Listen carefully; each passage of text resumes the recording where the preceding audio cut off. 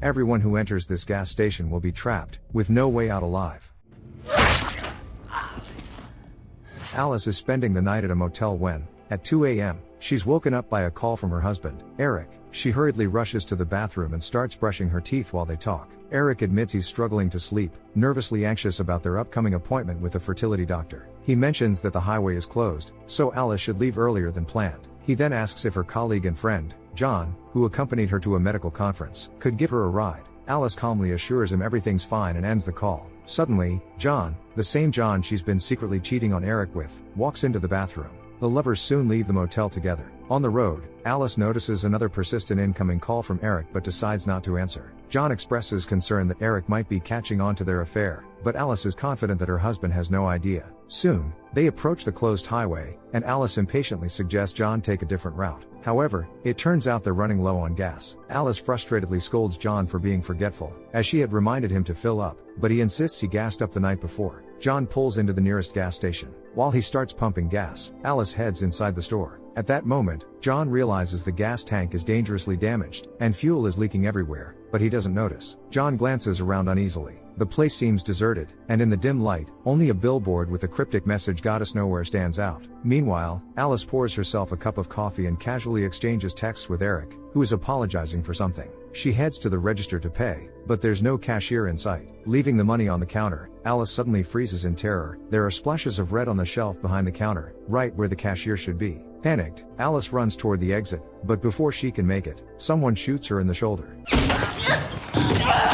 The gunfire continues relentlessly, but Alice manages to take cover behind the shelves. She calls out desperately for John, but he's oblivious, lost in his music with his eyes closed. Alice wraps her wound with her sweater and looks around, hoping to make a break for it. Suddenly, another shot is fired, this time from the direction of the billboard. Alice barely manages to dodge the bullet. She shouts for John again, but he remains unaware of the chaos unfolding inside the store. Realizing she's on her own, Alice decides to reach for her phone, which she dropped when the shooting began. She carefully inches past the shelves, but just as she extends her hand toward the phone, it's shot to pieces by the mysterious gunman. Writhing in pain, Alice spots something on the security footage. There's a back exit. Hope flickers inside her. Suddenly, she hears an unfamiliar voice calling out a name, Amelia. Alice glances around and notices a walkie-talkie on the counter. It could be her only chance for help, but the device is within the sniper's line of sight. Determined, Alice devises a plan. She tosses a bag of chips into the air, and the sniper immediately fires at it. She throws another, and as the second shot rings out, she makes a dash for the walkie-talkie. Where are you? Meanwhile, John notices that the gas gauge is dropping again, even though the car hasn't moved. Confused, he steps out and finally discovers the gas tank is leaking. Inside the store, Alice frantically speaks into the walkie-talkie, pleading with the man on the other end to call the police. But instead of helping, the man demands to know what happened to his wife, Amelia. At that moment, John finally enters the store to check on Alice. As soon as he spots her, the sniper fires, hitting him in the neck. John collapses to the floor, gasping for Alice to help him, but before she can react, the sniper fires again, killing him instantly. Shocked and horrified, Alice tries to regain her composure. The man on the walkie-talkie is still on the line, pressing her for answers. In her panic, she realizes she's dropped the device during the shooting. Using a nearby mop, she manages to drag it back toward her. Alice tells the man that someone has just killed her friend and is now trying to kill her too. She insists that there's no Amelia, and that she's alone in the store. Finally, the man agrees to call the police, and he tells Alice that help will arrive in 15 minutes. Relieved, she thanks him and asks him to stay on the line. He begins asking how she ended up at the gas station, but suddenly, his tone shifts. He coldly reveals that he was the one who shot John in the head. Horrified, Alice throws the walkie-talkie away, but the sniper's voice crackles through, ordering her to stand where he can see her. Paralyzed with fear, she doesn't move, and the sniper warns that he'll come in himself if she doesn't obey. Desperate, Alice notices a row of light switches on the wall.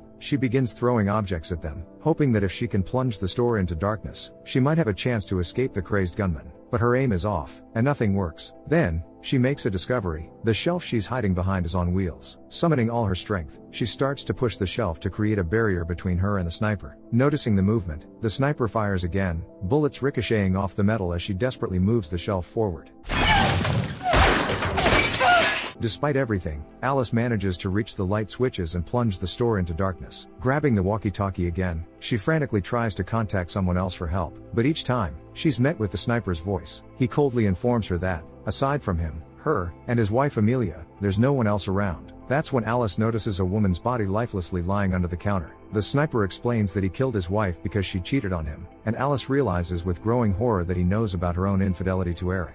Desperate, Alice searches Amelia's body, hoping to find a phone, but comes up empty. She then hopelessly attempts to use the store's landline, only to discover that all the wires have been cut. Next, she crawls over to John's body and activates the alarm on his car, praying someone will hear it. But the sniper silences it with a few well-aimed shots. Frustrated and terrified, Alice demands to know who he is and insists she's done nothing to him. But the sniper cryptically responds that she's wrong. Still in agonizing pain from her shoulder wound, Alice disinfects it with sanitizer, attempts to seal the edges with glue, and bandages it with a clean piece of cloth. Suddenly, a car pulls up to the gas station. A man named Doug enters, calling out for Amelia. Alice immediately screams at him to get down and pleads for him to call the police, but Doug says he left his phone in the car. Alice warns him that they can't leave because the sniper is still firing, but then it hits her. There hasn't been a single shot since Doug walked in. Suspicious, Alice eyes Doug and begins to suspect he might be the sniper. Grabbing a hammer, she readies herself to defend against a potential attack. Meanwhile, Doug crawls over to Amelia's body and begins to sob over her. Spotting the hammer in Alice's hands, Doug quickly assures her that he's not the sniper. Don't move! Stay where you are!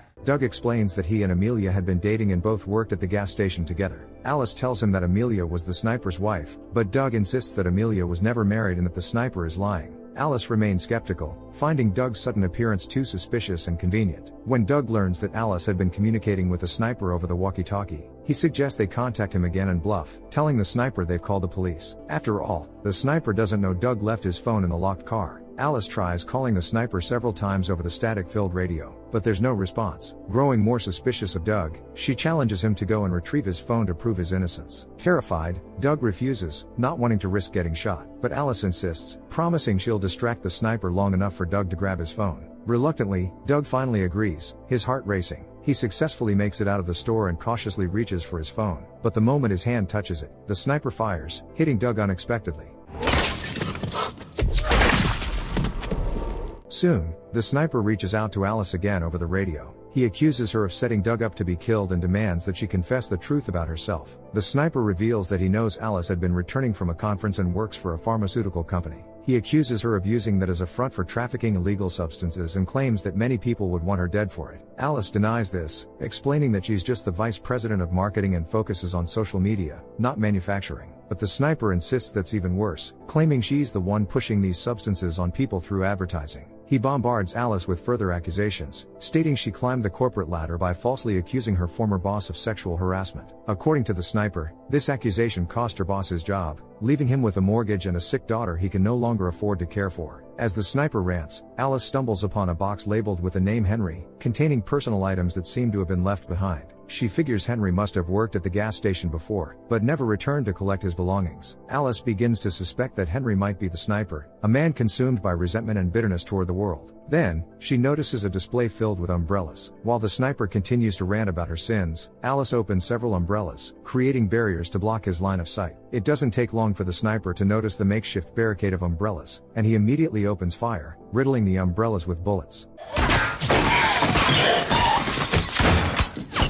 Alice manages to dodge the bullets and frantically asks the stranger to stop. Alice insists that she hasn't taken anyone's life, but the shooter accusingly insists otherwise. He also claims that everyone is capable of killing for their own interests and accuses her again of not wanting to take responsibility for her actions. While the sniper is engrossed in his tense monologue again, Alice manages to sneak over to the emergency exit. The door is locked, and Alice desperately tries to break the lock with a fire extinguisher, but it doesn't work. Soon, another car pulls up to the gas station. A man tries to refuel but discovers that he has issues with his credit card. He gets back in his car and drives away, and the shooter doesn't touch him, probably because the man didn't suspect anything. Alice decides to change her tactic. She tells the sniper that he's not a bad person for letting the man go. She also admits that she and her husband are trying to conceive a child, hoping that this will convince the sniper to leave her alone. But the mysterious stranger just reproaches her again for driving around at night with her lover. He believes she would make a terrible mother because she can't be faithful. You know nothing about me.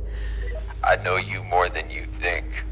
The sniper suggests that Alice has had a couple of abortions in the past, but she protests, saying she simply can't have children. Alice confesses that she spent her whole life trying to please men and that her affair isn't because she's in love, but because she's in pain. Still, she loves her husband very much. Suddenly, she's interrupted by an approaching police car. Alice feels a glimmer of hope for rescue, but the cops drive right past, ignoring the gas station. The shooter also gets distracted by the police and loses sight of Alice. He asks where she's gone, and in the meantime, Alice manages to run outside and reach John's car. However, as soon as she tries to open the door, the sniper starts shooting at the car. Alice is forced to run back into the store, but on her way, she gets hit again, this time in the thigh. Writhing in pain, she crawls deeper into the store and loses consciousness, while the sniper declares that she won't be able to escape. After a while, Alice comes to. She tends to her new wound and bandages it, while the sniper continues his monologue about human cruelty. Then Alice finds a blade and, wrapping it in cloth, tries to saw through the lock on the emergency door. However, she has no luck and accidentally cuts her own hand. Alice grabs the radio again and urgently says that her death won't help him at all. Suddenly, she addresses him by the name Henry and sympathetically asks if he really lost his job and his child. But after a brief pause, the sniper coldly asks, "Who's Henry?" Abruptly, another car pulls up to the gas station.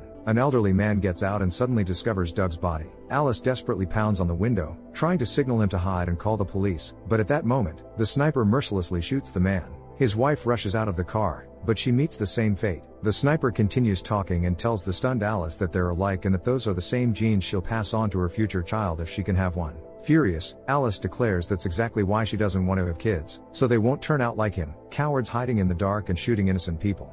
And it's the same choice your mother would have made if she knew what you become! Alice says this while standing helplessly in the doorway, and then she notices that in the car where the elderly couple just got out, there's a girl named Cindy. Cindy innocently runs to her grandmother and grandfather, but Alice quickly writes a note on paper towels, desperately telling her to go back to the car. Alice frantically pleads with the sniper to spare the girl's life, but he coldly offers to trade her life for Cindy's. Alice agrees because that's the only way she can save an innocent life. The sniper demands that she make the girl move far away from the gas station and then come out into the light herself. Alice tells Cindy to run toward the road, but the girl gets scared and runs back into the store. Realizing that the girl is now trapped, Alice locks the front door and tries to cut the lock on the emergency exit again. This time, she succeeds, but at that moment, the mysterious shooter appears from behind a billboard and heads toward the store. Alice and Cindy find themselves in a storage room, but they discover there's another gate that's also locked. Alice hides Cindy under the stairs and arms herself with makeshift weapons, preparing to confront the sniper. Soon, the sniper in a black mask enters the store. He asks Alice who she thinks he is. Someone hired by her husband? Perhaps an unjustly fired colleague? Or maybe a disgruntled subordinate? Or is he someone whose life she ruined with her advertisements for medications? In the meantime, he nearly spots Alice, but she manages to ambush the sniper and stab him in the back with a metal rod. However, the sniper still has the strength to fight back, and a struggle ensues. Alice tries to rip the mask off his face, but he shoots her again, and she falls to the floor.